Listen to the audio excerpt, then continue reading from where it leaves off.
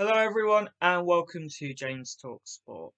We've had the early season stage races, but now we can truly say the season has begun with opening weekend in Belgium with the men's and women's Omloop at Nieuwsblad yesterday, the women's Hageland today, and the men's Kuurne Brussels Kuurne. So let's take a look at the action. Starting with the men's Omloop Het Nieuwsblad with the classic start in Ghent. Wasn't it great to have the fans back in the theatre to begin with? 3 times on the Hagehook and then the classic but not very selective Muir and Bosberg combination and the run into Nineveh at the finish. The racing began fairly early.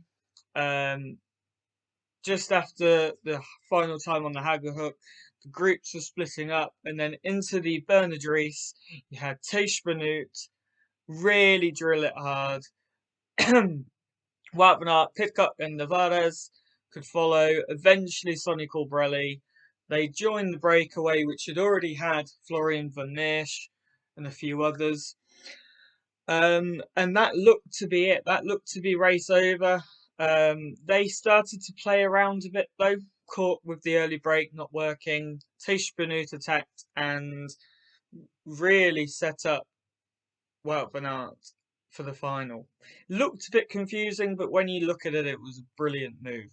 Wout van Aert and Pidcock then went back into the group. This was where arguably the biggest mistake from the Ineos Grenadiers were. Pidcock went back down into the sort of middle front of the pack. Wout van Aert stayed up fourth or fifth rider, so he was there straight away at the top of the Muir to follow any attacks in chase of Benoot. Over the top of and heading into the Bosberg, there was a large group of maybe 20, 30 riders, and Wout van Aert attacked. He attacked at the bottom of the Bosberg before there were any cobbles, and well, a little bit of chasing from mainly Bahrain and Azure Desert. Wout van Aert took the win. 22 seconds ahead of Sonny Colbrelli and Greg van Avermaet.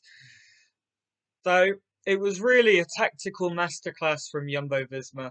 They had strength in numbers. These improvements they've made to the team with Teish Benoot included has been a marvellous idea.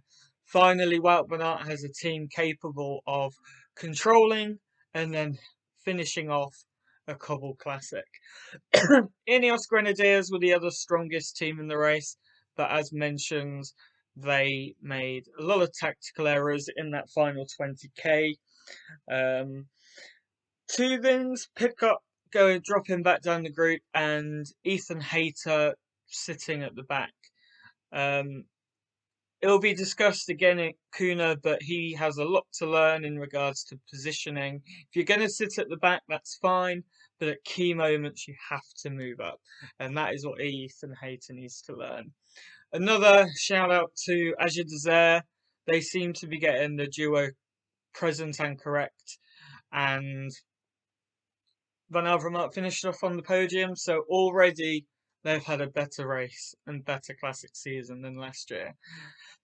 And also Sonny Colbrelli in second place. He was going to be a good sprinter and he truly delivered.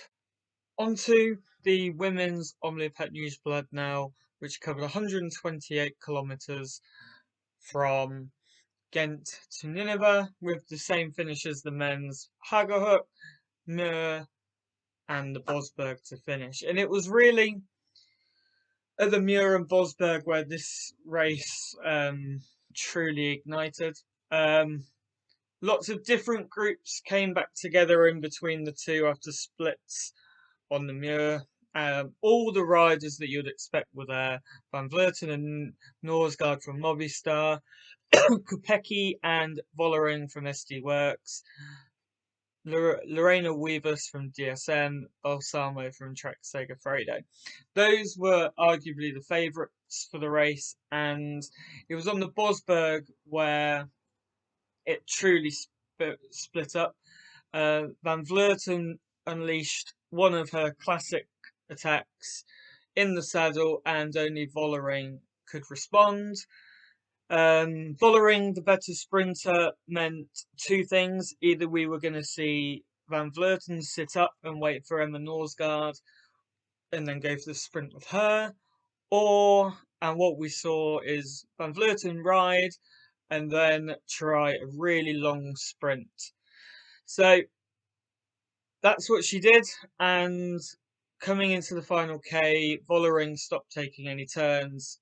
So Van Vleuten she went hard and she went long, and Vollering could not get round her.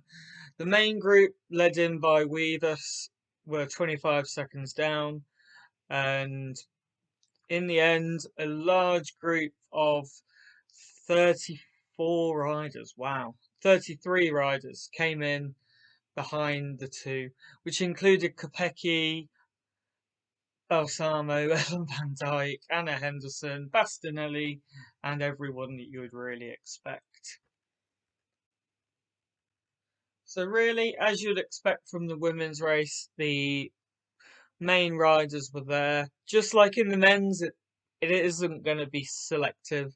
I do think Omloop Head Nieuwsblad needs to change the finish, move back to the finish in Ghent, which is containing a lot more cobbled sections in a row very quickly after the other, and that's how you create a selective race. If this race has a headwind, then, or even a tailwind, it's going to be a very unselective race. But anyway, Van Vleuten and Movistar are clearly informed. The two leaders were present and correct. Vollering has started her season off strong, so well, she's taken over from Anna van der Breggen perfectly.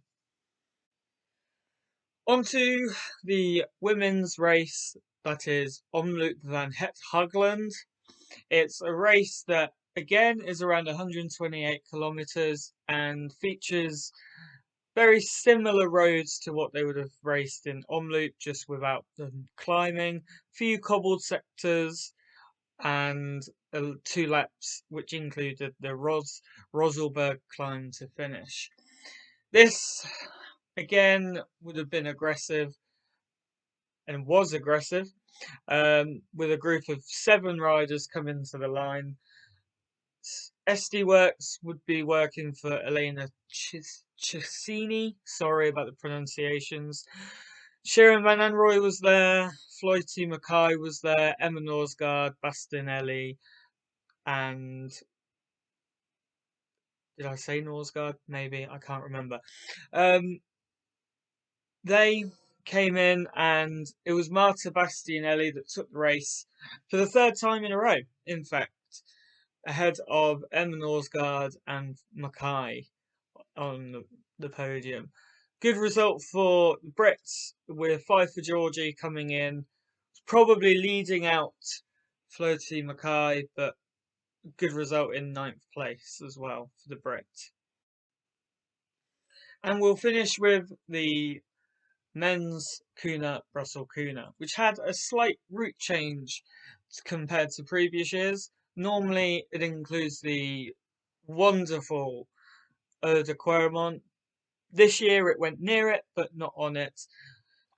After the Kreuzberg, they went to the Côte du Trieu, and then the Kreuzberg, which, well, Trieu is essentially the Nockberg, and the Kreuzberg is where it finished off. And Ineos Grenadiers, again, taking up the pace. They really showed themselves this weekend, particularly here in Kuurne with Sheffield, Turner, all controlling the pace. Ethan Hayter, again, sat at the back, missing splits here, there, and everywhere.